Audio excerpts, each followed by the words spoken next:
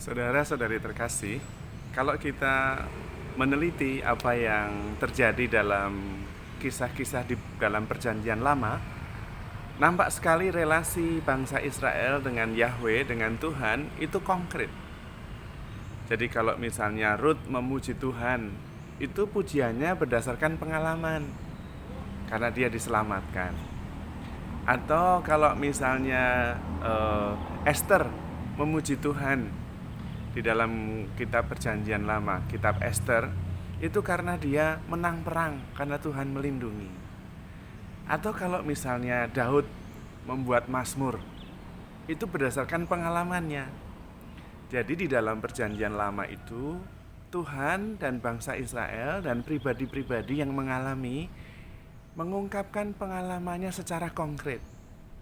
Tuhan dialami sebagai panglima perang yang melindungi mereka. Tuhan dialami sebagai yang menyelamatkan Susana melalui Daniel ketika Susana akan dihukum mati.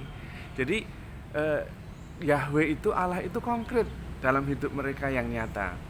Ya sebagai pelindung, sebagai panglima perang, sebagai hakim, sungguh-sungguh nyata. Juga sebagai gembala yang baik. Bukan sebagai Allah yang hanya ditemui dalam hal-hal rohani. Kalau urusan pekerjaan ini Allah tidak ada sangkut pautnya. Kalau saya sedang berselisih dengan teman saya, sedang bertengkar, Tuhan tidak berperanan di situ. Nanti kalau saya habis berselisih, bertengkar, saya berdoa. Nah, paling hanya begitu. Sebetulnya cara pandang Perjanjian Lama adalah cara pandang yang tepat. Artinya Allah sungguh terlibat dalam hidup kita, yang konkret, yang nyata, baik dalam pekerjaan, baik dalam relasi, baik dalam situasi apapun.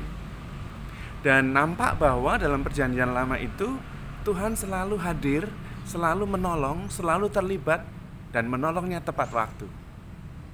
Nah, itu yang perlu kita kembangkan, sehingga kita sungguh-sungguh bisa hidup berdasarkan iman.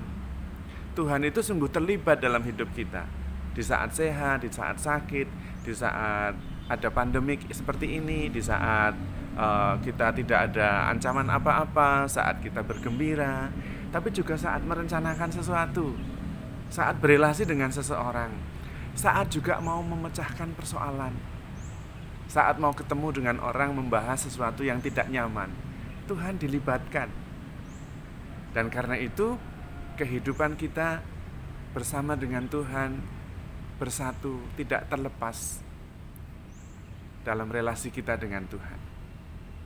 Dan itulah yang disebut dengan hidup berdasarkan iman.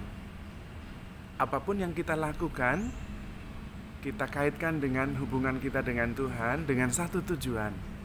Apakah saya lebih mengasihi? Apakah saya lebih beriman? Apakah saya lebih berpengharapan?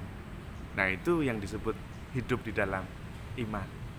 Supaya memang yang kita alami, sungguh-sungguh kita alami bersama dengan Tuhan. Tidak terkotak-kotak, tidak terpisah-pisah.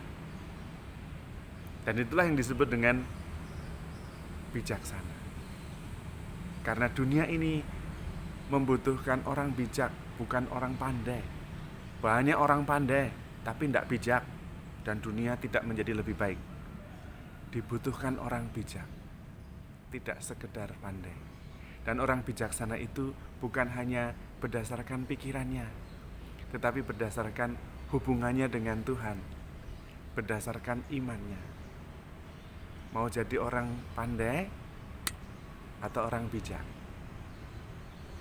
Tuhan memberkati.